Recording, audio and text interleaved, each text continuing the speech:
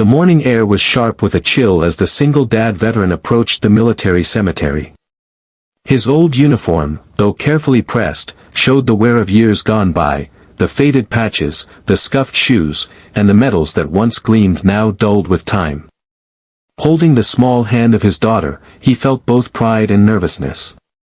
Today was the funeral of a man who had once saved his life, the great general whose name was etched in history, but in the veteran's heart, was remembered as a brother. The cemetery gates towered before him, guarded by two young sentries in pristine dress uniforms. Their rifles gleamed, their posture rigid, their eyes sharp. As the veteran stepped forward and offered a polite salute, one of the guards extended a hand, blocking his way. "Name?" the guard asked coldly. The veteran gave his name, his voice steady though his heart beat hard. He explained how he had fought under the general, how the man had once dragged him from a burning convoy in the desert. His words carried the weight of lived sacrifice, but the guards remained unmoved. "You're not on the list," the second guard said firmly, his expression unreadable. The veteran's daughter squeezed his hand, looking up at him with wide, confused eyes. Around them, cars with high-ranking officials and decorated officers were waved through with ease. Yet he, who bore scars unseen and memories unshakable, was left standing at the threshold. He swallowed the sting of humiliation as whispers began among onlookers nearby. For a moment, he felt smaller than ever, like the world had forgotten him. Still, he straightened his back, refusing to argue or beg.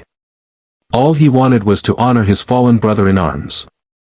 As the veteran stood at the gates, the sting of rejection grew heavier with each passing second. The crisp bugle notes in the distance reminded him that the ceremony had already begun inside. He couldn't help but drift back into the past, into the desert heat, the smell of smoke, and the chaos of battle. He remembered the day that had changed everything. Their convoy had been ambushed, fire raining down from all sides. His vehicle had been struck, engulfed in flames, trapping him beneath twisted metal. Pain seared through his body, and he thought his life was over. Then, through the smoke, a figure appeared, the general. He wasn't supposed to be there. He could have stayed back, issuing commands safely from the rear. But that wasn't the kind of leader he was. The general had pulled him from the wreckage, coughing, bloodied, but determined. Under heavy fire, he dragged the veteran to safety, ignoring the bullets that tore the sand around them. When medics rushed to take over, the general knelt beside him and whispered words he would never forget: "If you live, live with honor. Don't waste the life you've been given."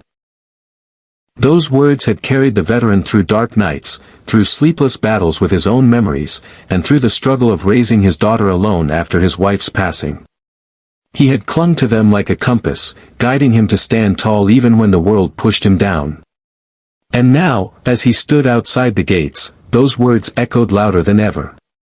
He wasn't just here to attend a funeral. He was here to keep a promise, to honor the man who had saved him and given him a second chance at life. The veteran tried to remain composed, but his daughter could sense the weight pressing down on him.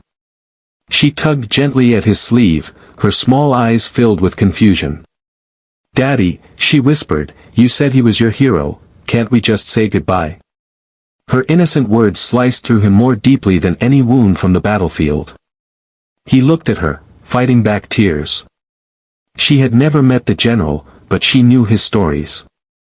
She knew how her father spoke of him with reverence, how that man's courage had shaped the way he lived and raised her. To her, this wasn't just a funeral, it was a chance to meet the legend her father had carried in his heart. With trembling courage, the little girl stepped forward, her small shoes tapping against the stone. She approached the stern guards, her voice barely more than a whisper. "Please, my daddy was his friend. He saved my daddy's life. Can't we go in?" The guards exchanged uneasy glances, but their discipline held firm. "I'm sorry, miss," one replied, his voice stiff. "Only those cleared are allowed inside." For a moment, silence hung in the air. Yet the girl's words had not gone unheard. Nearby mourners, waiting their turn to pass the gate, had begun to watch. Their whispers carried through the crowd: "He fought with the general. That little girl's father knew him. A ripple of sympathy spread, and the air shifted. The veteran pulled his daughter back gently, his face lined with both pride and sorrow. He would never let her see his pain as weakness. But inside, the sting of being turned away, of being treated as though his service and sacrifice meant nothing, burned deeply. Still, his daughter's plea had planted a seed. And soon, the entire ceremony would be shaken. The tension at the cemetery gates grew heavier by the minute.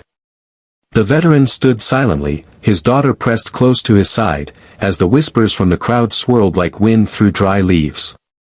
Some mourners exchanged sympathetic looks, while others shook their heads at the strictness of the guards. Yet the rules held firm, and the gates remained closed. Then, suddenly, the low rumble of an approaching motorcade drew everyone's attention. A sleek black car pulled up to the entrance, escorted by military police.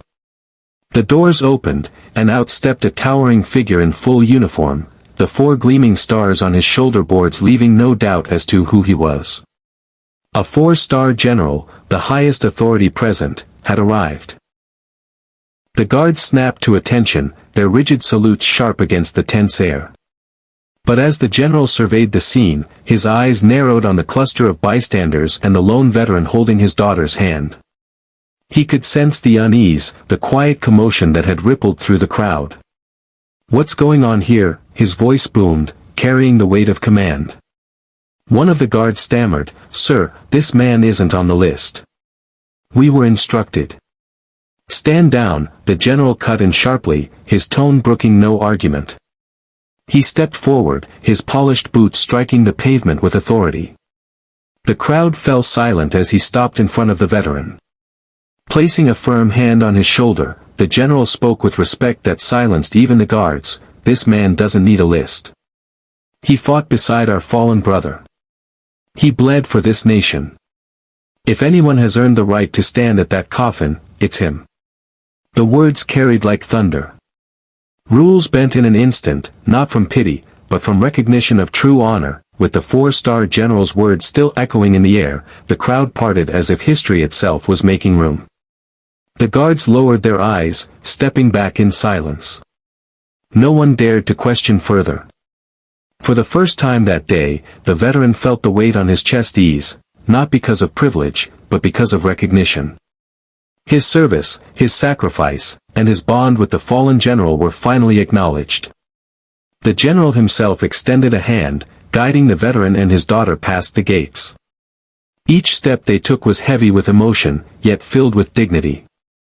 Mourners watched with quiet reverence, some nodding, some saluting, as the little girl clutched her father's hand, walking beside him with pride.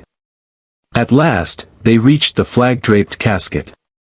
The veteran's throat tightened as memories surged, smoke, fire, the firm grip of the man who had saved him. With trembling hands, he raised his arm and delivered a sharp, heartfelt salute. His body quivered, but his spirit stood unshaken.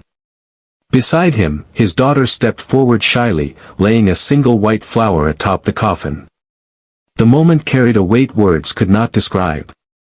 The crowd fell silent, watching the scene unfold. A soldier who had been forgotten by protocol, but never by brotherhood, now standing where he belonged.